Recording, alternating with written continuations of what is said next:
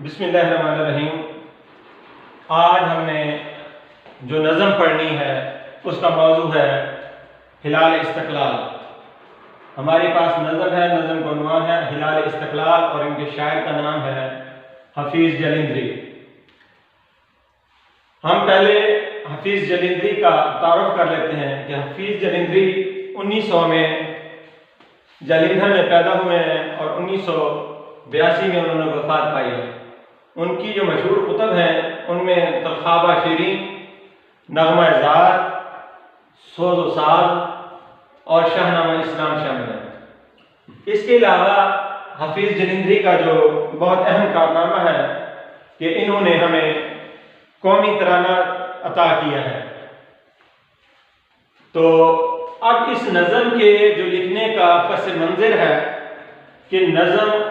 हिलाल इस्तक़लाल लिखी क्यों गई है, इसका पस मंज़र क्या है,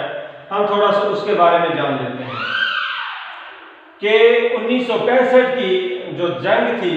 उस जंग के पस मंज़र में ये हिलाल इस्तक़लाल नज़म लिखी गई कि जब भारत ने पाकिस्तान पर 1965 में 6 सितंबर की शब को तकरीबन 3 बजे शब खून मारने की कोशिश की, लेकिन उसे ये मालूम नहीं था कि ये पाकिस्तानी गयूर कौम ये अपने और ये गयूर फौज पाकिस्तान की जो ये अपने फ़राइज़ से कभी भी गफलत नहीं बरती। तो उस वक्त पाकिस्तान की फ़ौज के सिपाही वो उनकी इस साजिश से बिल्कुल जो आगाह, वो उनको वक्फियत थी, वो आगाह थे कि ये इन पे हमला करने वाले हैं। तो लिहाजा पाकिस्तानी फ़ौज ने उसका मुंह तोड़ जवाब दिया। तो जो भारत की फ़ौज थी उसके पास तकरीबन T-55 रूसी टैंक थे जो 600 थे तादाद में, जबकि पाकिस्तान के पास सिर्फ 150 टैंक थे, सिर्फ 150 टैंक थे। तो पाकिस्तानी फ़ौज ने उनका इंतहाई जुर्रत और दिलेरी से मुकाबला किया और भारतीय टैंकों के परखच्चे उड़ा दिए। उन्होंने न सिर्फ टैंकों से उनका मुकाबला किया बल्कि अपने सीनों पर बम बांधकर वो टैंकों के नीचे लेट जाते थे और उन्होंने भारतीय जो हमारे दुश्मन थे उनके टैंकों के नीचे जाकर लेटते और उनके टैंकों के नीचे जाकर वो उसको ब्लास्ट कर देते थे और इस तरह से उनके टैंकों के परखच्चे उड़ जाते थे, जिसके बायस दुश्मन जो है वो इंतहाई घबराहट का शिकार हो गया। फिर उसके बाद अगर देखें हम सरगोदा एयरबेस पर जनरल सूरज सिंह की क़यादत में भारतीय फिजाइया ने हमला किया, लेकिन वो नहीं जानते थे कि पाकिस्तान किस हद तक जो है ना उनको ताक़ुब कर सकता है, पाकिस्तान किस हद तक उनका मुंह तोड़ जवाब दे सकता है। तो MM आलम जो पाकिस्तान के मशहूर मरूफ जो है हवाबाज थे, उन्होंने 1 मिनट में उनके 5 से 6 हवाई जहाज गिरा दिए। ये बेटा इसका था पस मंजर हिलाल इस्तक़लाल का। तो अब हम बाकायदा नज़म की तरफ आते हैं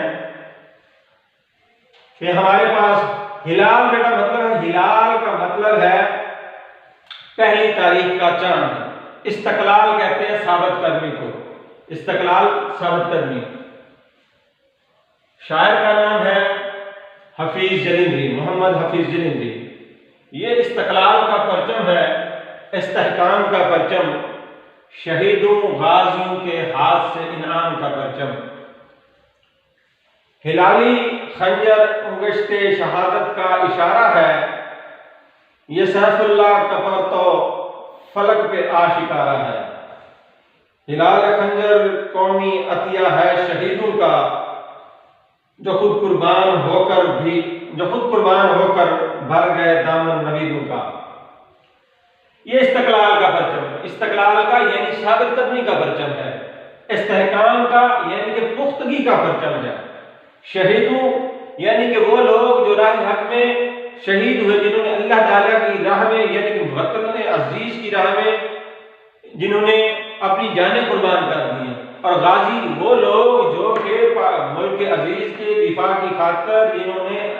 इंतहाई हर महाज पर दुश्मनों को उनको मुंह तोड़ जवाब दिया। गाजी वो लोग जो कि मैदान जंग से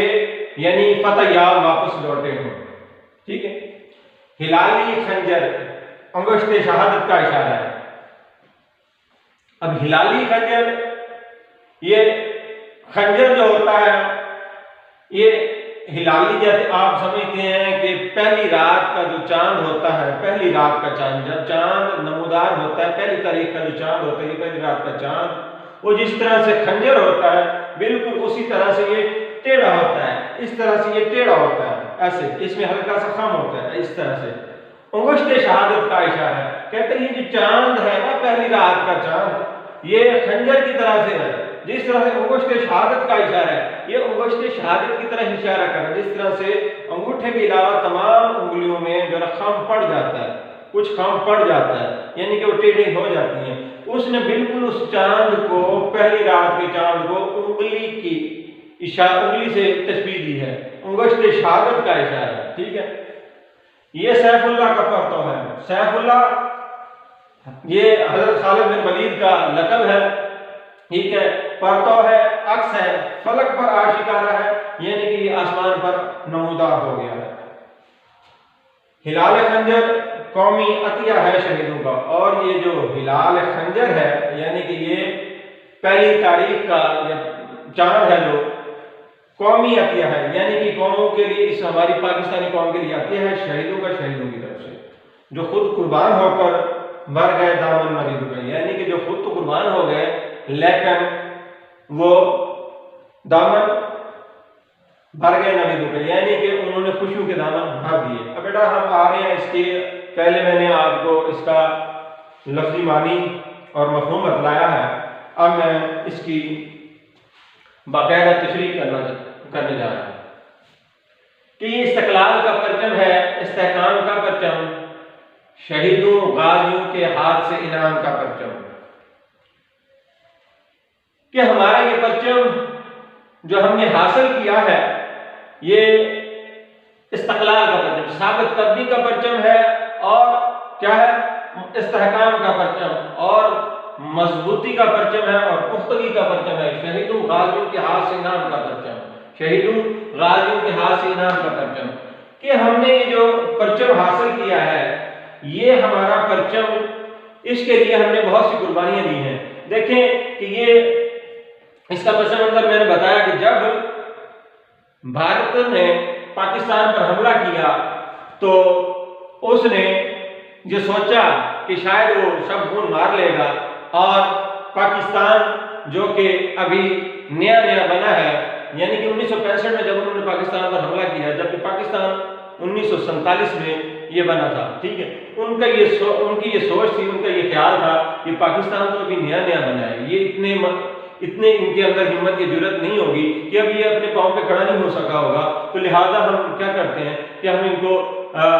इन पे हमला करते हैं, शबखून मारते हैं और इनकी जो साख है उसको हम नुकसान पहुंचाते हैं, और इस तरह से पाकिस्तान को हम खत्म कर देंगे। लेकिन उनकी ये भूल थी। इस्तक़लाल का परचम है, इस्तेहकाम का परचम, शहीदों गाजियों के हाथ से इनाम का परचम। वो कहते हैं ये परचम जो है ना इस्तक़लाल का परचम है, यानी कि साबित कदमी का परचम है। हमारी जो कौम है, हमारी जो अवाम है, ये निडर और बेबाक है, ये साबित कदम रहने वाली है, और इस्तेहकाम का परचम, और इनमें पुख्तगी है, शहीदों गाजियों के हाथ से इनाम का परचम। ये इस परचम की खातिर हमारे बहुत से नौजवानों ने अपनी जानों के नजराने पेश किए हैं। उन्होंने इस परचम की आन की खातिर, इसकी शान की खातिर अपनी जानें देने में कोई दरेर नहीं की, उन्होंने कोई इसमें आर नहीं समझी। उन्होंने समझा कि हमारे वतन अजीज की शान है, इसी से हमारी आन बान है, तो लिहाजा उन्होंने इस वतन अजीज की खातिर अपनी जानों को कुर्बान कर दिया, और गाजियों ने अनथक मेहनत की, और हर महाज पर उन्होंने अपने दुश्मन को चारों शाने चित किया, ताकि दुश्मन ये न समझे कि वो किसी भी महाज पर, वो दुश्मन ये न समझे कि किसी भी महाज पर कि उसको ऐसे लोगों से वास्ता पड़ा है कि जो उसके सामने अपने आप को वो समझेंगे कि हम उनसे कमजोर है। नहीं, उन्हें नहीं मालूम कि उसका किस कौम से वास्ता पड़ा है, कि ऐसी कौम, पाकिस्तानी कौम कि जो दुश्मन को हर मौके पर, हर महाज पर उसने नाकों चने चबा दिए। बेटा इसके हवाले से हमारे पास जो अशार है, हवाले के अशार हम लिखेंगे, तौहीद की अमानत सीनों में है हमारे, तौहीद की अमानत सीनों में है हमारे, आसान नहीं मिटाना नामो निशा हमारा। तो इसके हवाले से हमारे पास जो दूसरा शेर है हवाले का वह है हमारा परचम ये प्यारा परचम, हमारा परचम ये प्यारा परचम, ये परचमों में अजीम परचम। उसके बाद हम आ जाते हैं दूसरे शेर पर, हिलाली खंजर उंगश्ते शहादत का इशारा है, ये सैफुल्लाह का परतू फलक पे आशिकारा है। ये हिलाली खंजर यानी ये खंजर में जो खम है ये किस चीज का इशारा कर रहा है, ये किस चीज का इशारा कर रहा है। जिस तरह से उंगली में खम होता है, जिस तरह से उंगली में खम होता है, टेढ़ापन होता है, बिल्कुल उसी तरह से जो है इसमें खंजर में टेढ़ापन है। ये हिलाली खंजर उंगश्ते शहादत का इशारा है, ये सैफुल्लाह का परतू फलक पे आशिकारा है कि यानी कि ये हिलाली खंजर जो है ना, ये यानी जो चांद है पहली रात का चांद उसमें खंजर की तरह से क्या है खम है, और इसी तरह से बिल्कुल उंगली में इसी तरह से खम होता है, उंगली भी इसी तरह से ये देखें इस तरह से टेढ़ी हो सकती है। कहते हैं हिलाली खंजर उंगश्ते शहादत का इशारा है। असल में कहते हैं ये जो पहली रात का चांद है ना खंजर की तरह, ये असल में उंगश्ते शहादत का इशारा कर रहा है, यानी कि ये गवाही दे रहा है, ये गवाही दे रहा है किस चीज की, अशहदु ला इलाहा इल्लल्लाह व अशहदु अन्ना मोहम्मद रसूलुल्लाह। ये अल्लाह ताला की वहदानियत की और उसके रसूलुल्लाह सल्लल्लाहु अलैहि वसल्लम की गवाही दे रहा है, ये रब की तौहीद की और अल्लाह के रसूल की रिसालत की गवाही दे रहा है। ये सैफुल्लाह का परतू फलक पे आशिकारा है, और ये कहता है कि हजरत खालिद बिन वलीद का जो है ये अक्स जो है ना आसमान पर आ गया है, क्योंकि हजरत खालिद बिन वलीद ने जितनी जंगों में हिस्सा लिया वो किसी भी जंग में उन्हें शिकस्त नहीं हुई, बल्कि उन्होंने हर जंग में दुश्मन को क्या किया, उसका कला कमा कर दिया, उसको तहस नहस कर दिया। तो ये जो पहली रात का यानी कि पहली तारीख का चांद जो है उसको शायर ने किस चीज से तशबीह दी है बेटा, उसने तशबीह दी है कि ये उंगश्त शहादत का इशारा है, कि ये पहली रात का जो चांद जो खंजर की तरह से ऐसे खम खाए हुए है, तो ऐसे लग रहा है जैसे ये उंगश्त शहादत है, यानी कि गवाही वाली उंगली है। ठीक है, गवाही वाली उंगली से मुराद ये कहता है अल्लाह की वहदानियत की और उसके रसूल सल्लल्लाहु अलैहि वसल्लम की क्या है रिसालत की गवाही दे रहा है। और ये ऐसे लगता है कि जैसे हजरत खालिद बिन वलीद जो थे, जो इस्लाम के बड़े सिपह सलार थे, जो उनकी जो है कहता है उनका अक्स है, फलक पे आशिकार है, ये फलक पे आकर जाहिर हो गया है। तो बेटा इसके हवाले से हमारे पास अशार है, शेर नंबर 2 के हवाले के अशार ये सामने लिखा हुआ है, जैसे कि चमकता हुआ चांद तारा है ये, चमकता हुआ चांद तारा है ये, बहुत ऊंचा परचम हमारा है ये। आगे देखें, हाथ है अल्लाह का बंदा मोमिन का हाथ, हाथ है अल्लाह का बंदा मोमिन का हाथ, गालिब कार आफरी कार कुशा कार साहस। तो बेटा अब हम आते हैं शेर नंबर 3 की तरफ कि हिलाले खंजर कौमी अतिया है शहीदों का, जो खुद कुर्बान होकर भर गए दामन नवीदों का। हिलाले खंजर यानी कि ये खंजर के जो चांद की तरह से, ठीक है, चांद जो है ना ये खंजर की तरह से है, चांद जो खंजर की तरह से है, जिस तरह से खंजर में खम होता है, टेढ़ापन होता है, बिल्कुल कहते हैं ये पहली रात का पहली तारीख का जो चांद है इसमें भी खम है। ठीक है, कहते हैं हिलाले खंजर है कौमी अतिया है शहीदों का, ये कौमी अतिया है किसकी तरफ से, शहीदों की तरफ से, कि जो ये पहली रात के चांद को उसने यानी कि पहली तारीख का जो चांद होता है उसको उसने तशबीह दी है किससे, कि कहता है ये जो है हमें हमारे जो वतन अजीज के शहीद थे, जो राह हक में शहीद हुए, जिन्होंने वतन अजीज की खातिर अपनी जानों के नजराने पेश किए, उसमें किसी तरह की उन्होंने कोई भी उन्होंने गफलत नहीं बरती, बल्कि वो दुश्मन के उन्होंने हर महाज पर ताकुब किया और दुश्मन के उन्होंने क्या किया, प्रखच्चे उड़ा दिए। तो ये उन लोगों की तरफ से, वो लोग जो राह हक में शहीद हुए उनकी तरफ से हमें ये अतिया है, ये जो हिलाली खंजर है, ठीक है, मुराद ये पहली रात की तारीख के चांद को, पहली तारीख के चांद को, पहली रात के चांद को उसने तशबीह दी है, कहते हैं कि शहीदों की तरफ से हमें क्या है, एक अतिया है,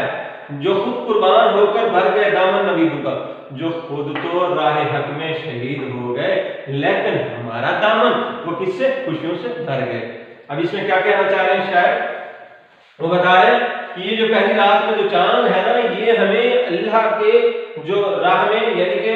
इस वतन अजीज की राह में जो शहीद हुए हैं उनकी तरफ से एक क्या है, हमें तोहफा दिया गया। हमारे पास जो ये हमारा परचम है, कौमी परचम है,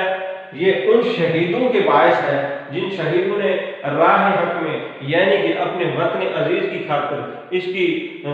सामने आने वाले जो भी इसकी राह में रुकावट बने हैं, ये वतन अजीज के लिए जो भी लोग नुकसान का सबब बने हैं, या इसको जिन्होंने भी मिटाने की कोशिश की है, या पाकिस्तान को जिसने कोई नुकसान पहुंचाने की कोशिश की है और उस पर शब खून मारने की कोशिश की है, तो पाकिस्तानी फौज के जवान वो किसी तौर भी नहीं डरे। उन्होंने हर महाज पे हर लम्हे वो इस दुश्मन की जो है ना, उनकी चालाकियों से और उनकी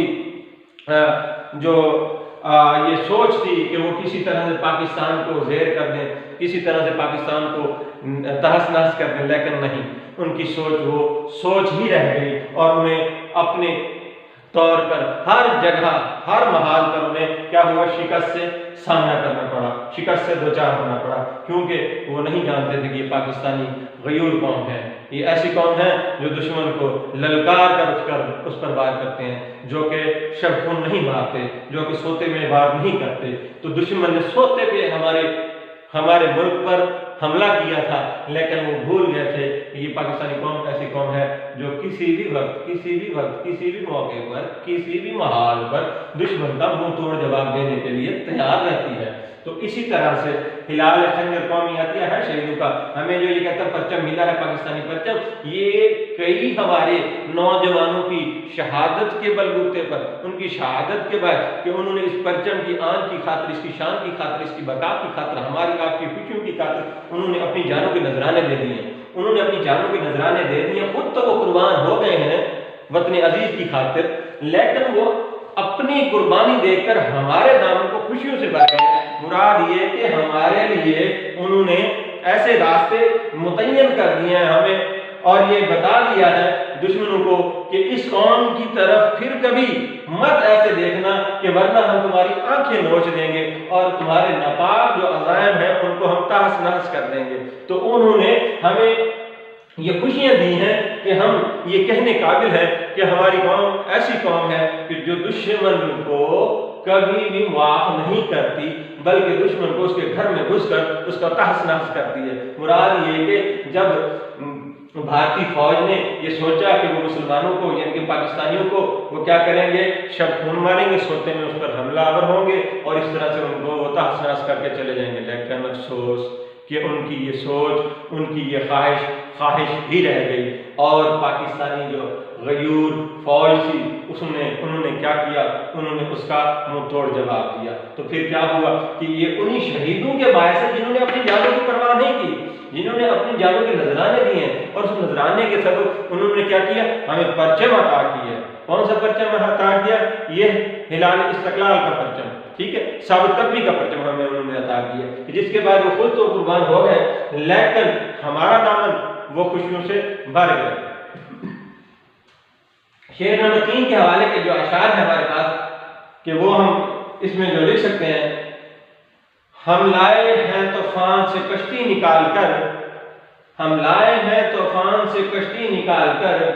इस देश को रखना मेरे बच्चों संभाल कर। दूसरा शेर बता दी हमारे पास, वतन की आबरू पर जान देना जिंदगानी है, वतन की आबरू पर जान देना जिंदगानी है, शहीदे कौम हो जाना हकीकी कामरानी है, शहीदे कौम हो जाना हकीकी कामरानी है। तो बेटा जी ये हमारा लेक्चर नंबर 1 था, यानी कि हमने आज नज़म का उन्वान हिलाल इस्तक़लाल ये हमने पढ़ी है, ठीक है। इसके हमने पहले 3 अशार पढ़े हैं, शेर नंबर 1, शेर नंबर 2 और ये शेर नंबर 3। उसका फिर मैंने आपको मोहम्मद हफीज जलिंदरी का मुख्तसर सा तारुफ दिया है, उसकी किताबों के नाम बताए हैं मैंने आपको, फिर इसकी नज़म का पस मंज़र बताया है कि ये नज़म लिखी क्यों गई है, इसकी वजह क्या थी, ठीक है। इसमें क्या था, 1965 की जंग, जब 6 सितंबर को उन्होंने क्या किया कि उन्होंने पाकिस्तान पर हमला करने की कोशिश की, लेकिन उन्हें हर मौके पर, हर महाज पर जो हमारे फौज थी उन्होंने उसका मुंह तोड़ जवाब दिया। ठीक है बेटा, ये मैंने आपको शेर नंबर 1, शेर नंबर 2 और शेर नंबर 3 पढ़ाए हैं, और इसके साथ हर शेर के हवाले उसके सामने उसके हवाले के शेर लिखनी है। ये शेर नंबर 1 है तो इसके सामने शेर नंबर 1 के हवाले के अशार ये 2 लिखे हुए हैं। ठीक है, इसी तरह से ये शेर नंबर 2 है तो इसके सामने शेर नंबर 2 के हवाले के अशार, ये